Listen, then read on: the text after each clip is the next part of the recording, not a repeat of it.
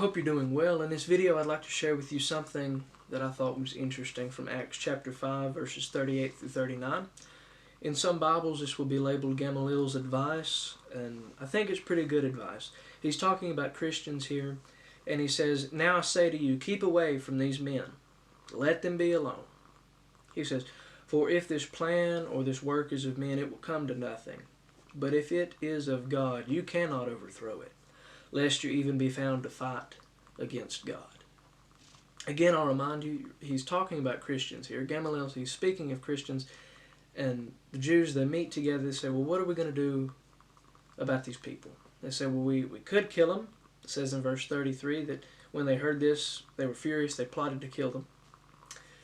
They said, well, we could kill him. We could do this. We could do that. And Gamaliel says, well, just stay away from him. He says, if it is of men, it'll come to nothing. He says, other groups have showed up.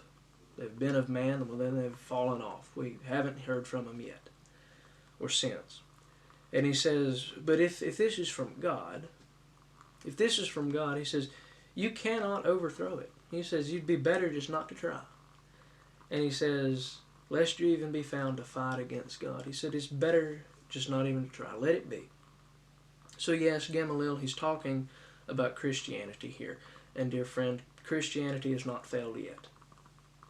And I'm holding steadfast belief that it will not fail. But taking his advice further in life, the application of that is this: what God has said will happen, whatever God's plan may be, it will not fail. And I'd like to encourage you, be careful in what you do so that you're not found fighting against God.